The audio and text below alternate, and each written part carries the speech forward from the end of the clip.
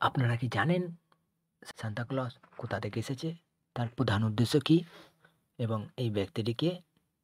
Santa Claus Saint Nicholas, Father Christmas ও খ্রিসলিং নামেও পরিচিত। তাকে লাল স্যুটে একজন হাসিখুশি দাড়িওয়ালা মানুষ হিসেবে চিহ্নিত করা হয়েছে। সান্তা ক্লজের উৎপত্তি সেন্ট নিকোলাস থেকে পাওয়া যায়। সেন্ট নিকোলাস তার উদারতা ও দয়ার জন্য পরিচিত ছিলেন, বিশেষ করে শিশুদের প্রতি। একজন খ্রিস্টান সাধক, যিনি ৩য় শতাব্দীতে তুরস্কের একটি শহর পাতারাতে জন্মগ্রহণ করেছিলেন। সান্তা ক্লজ ক্রিসমাসের মরশুমে একটি প্রতীক।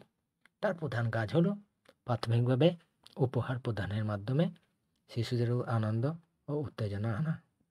সান্তা ক্লজের সবচেয়ে তাৎপর্যপূর্ণ পরিকল্পনা টমাস নাস্টের আইকনিক চিত্র থেকে এসেছে। 1863 থেকে 86 সালের মধ্যে নাস্ট একজন রাজনৈতিক কার্টুনিস্ট ছিলেন এবং হাপা নাস্ট উইকলির জন্য ধারাবাহিক একটি চিত্র তৈরি করেছিলেন, যা লাল স্যুট একজন হাসি খুশি দাড়িওয়ালা মানুষ হিসাবে সান্তা ক্লজের চিত্রকে মজবুত করেছিল। সময়ের সাথে সাথে সেন্ট নিকোলাস ইউরোপের ব্যাপকভাবে সম্মানিত ও ব্যক্তিত্বে পরিণত হয়।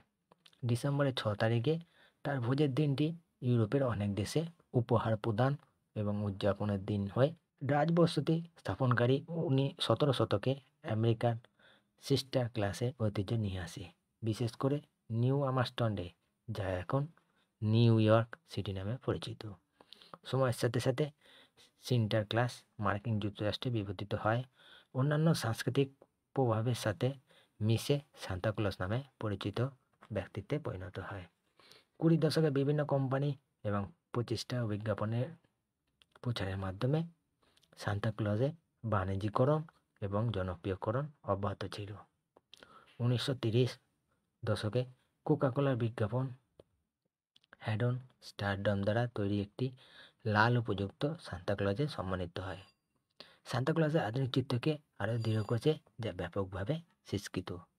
আশা করব আপনারা বুঝেছেন যে সান্তা ক্লজ কোথা থেকে এসছে এবং কোন ব্যক্তি।